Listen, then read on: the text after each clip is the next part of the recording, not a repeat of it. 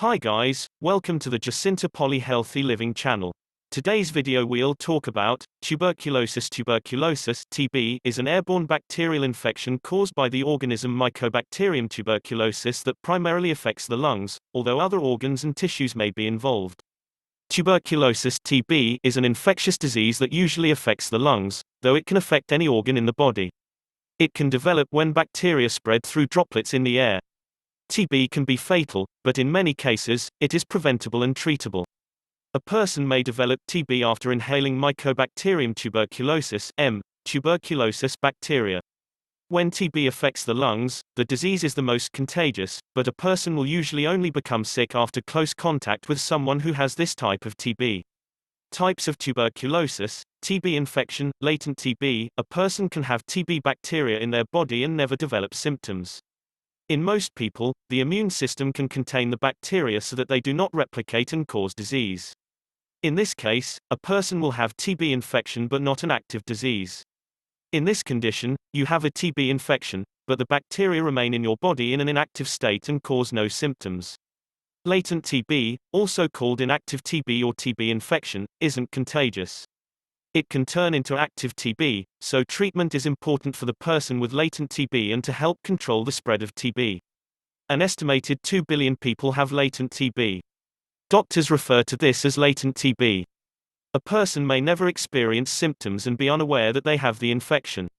There is also no risk of passing on a latent infection to another person. However, a person with latent TB still requires treatment. The CDC estimate that as many as 13 million people in the US have latent TB. TB disease, active TB. The body may be unable to contain TB bacteria. This is more common when the immune system is weakened due to illness or the use of certain medications. This condition makes you sick and, in most cases, can spread to others. It can occur in the first few weeks after infection with the TB bacteria, or it might occur years later. When this happens, the bacteria can replicate and cause symptoms, resulting in active TB. People with active TB can spread the infection. Without medical intervention, TB becomes active in 5 to 10% of people with the infection. In about 50% of these people, the progression occurs within 2 to 5 years of getting the infection, according to the CDC. The risk of developing active TB is higher in anyone with a weakened immune system, anyone who first and young children, people who use injected recreational drugs, people who have not received appropriate treatment for TB in the past. How do TB symptoms start? Tuberculosis (TB) is a disease caused by bacteria that are spread through the air from person to person. If not treated properly, TB disease can be fatal. People infected with TB bacteria who are not sick can take medication to prevent TB disease from developing in the future. Learn to recognize the symptoms of TB disease and find out if you are at risk. After TB bacteria are inhaled, they settle in the lungs. People with healthy immune systems can usually fight the bacteria and keep them from multiplying. The immune system may build structures inside the lungs that contain the bacteria. These structures can burst, leaving scars in the lungs. If a person's immune system is too weak and the structures burst, the bacteria can get out and enter the bloodstream. Once in the bloodstream, they travel to other parts of the body, including the brain, kidneys, bones, liver, and reproductive organs, where they can cause infertility. This is called extrapulmonary TB, because it has spread outside the lungs. Extrapulmonary TB is more likely in people with advanced HIV disease. People with active TB disease may develop symptoms including cough lasting more than 2 to 3 weeks, coughing up sputum, phlegm, or blood, unexplained weight loss, fever or chills, night sweats, fatigue, unusual tiredness, loss of appetite, chest pain. Signs of active TB disease include a cough that lasts more than 3 weeks, chest pain, coughing up blood, feeling tired all the time, night sweats, chills, fever, loss of appetite, weight loss. If you have any of these symptoms, see your doctor, get tested. Get medical help right away if you have chest pain. Where does tuberculosis come from? Tuberculosis was widespread in ancient Egypt. For example, signs of the bacteria have been found in mummies dating back some 6,000 years. Scientists have traditionally traced the disease's origins to a period known as the Neolithic transition, which took place in Africa some 10,000 years ago. Is it safe to be around someone with tuberculosis? No. It is very important to remember that only someone with active TB disease in the lungs can spread the germ. People with TB infection are not contagious, do not have any symptoms, and do not put their family, friends, and coworkers at risk. Who's most at risk? Anyone can get TB, but those at greatest risk include people who live in, come from, or have spent time in a country or area with high levels of TB. Around 3 in every 4 terabytes cases in the UK affect people born outside the UK. In prolonged close contact with someone who's infected living in crowded conditions with a condition that weakens their immune system, such as diabetes, having treatments that weaken the immune system, such as chemotherapy or biological agents, who are very young or very old. The immune systems of people who are young or elderly tend to be weaker than those of healthy adults in poor health, or with a poor diet because of lifestyle and other problems, such as drug misuse, alcohol misuse, or homelessness. How do you know how to get being diagnosed? To diagnose tuberculosis (TB), your healthcare provider will gather 5 important pieces of information during the complete history and physical examination. Symptoms: history of exposure, tuberculin skin test or blood test for TB, chest X-ray or chest CT scan, sputum test. For people who have symptoms and therefore may have active TB, healthcare providers may suggest a TB test called the Expert MTB (RIF) test, not available at all healthcare facilities. This test uses sputum, mucus or phlegm you cough up from your lungs, and tests for the genetic material of TB's DNA, and for resistance to rifampin, a drug used to treat TB, at the same time.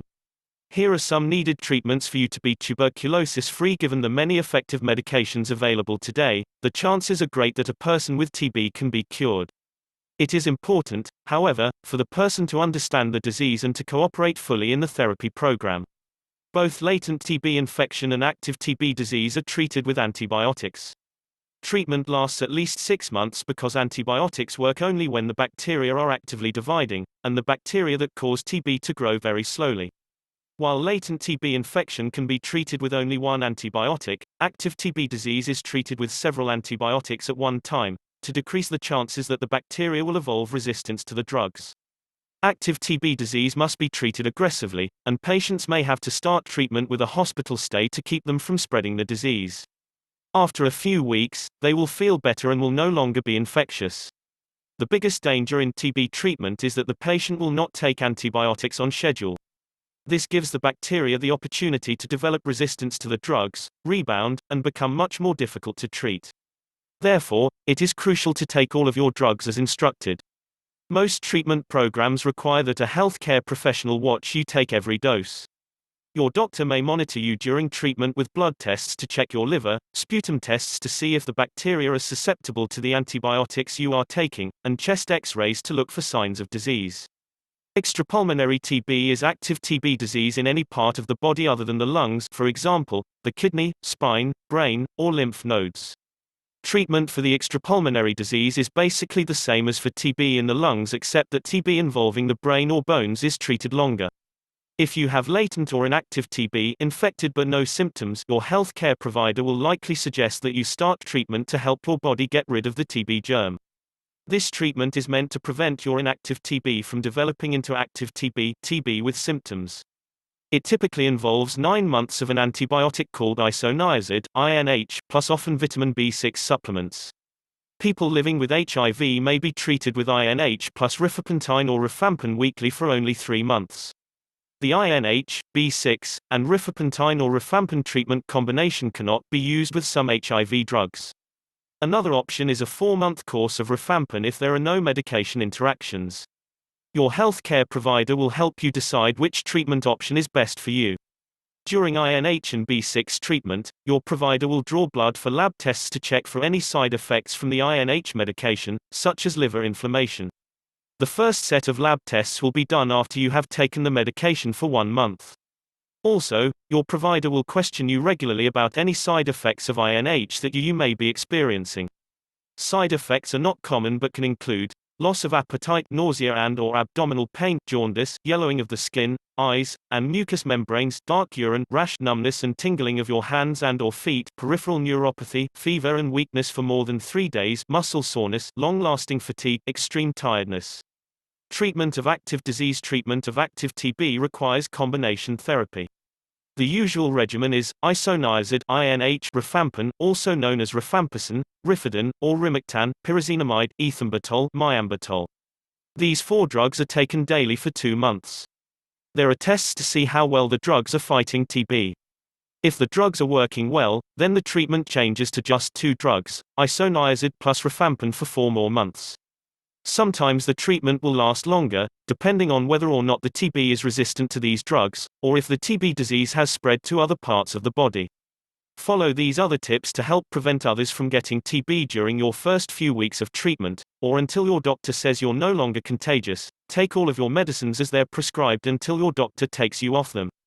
Keep all your doctor appointments. Always cover your mouth with a tissue when you cough or sneeze. Seal the tissue in a plastic bag, then throw it away. Wash your hands after coughing or sneezing.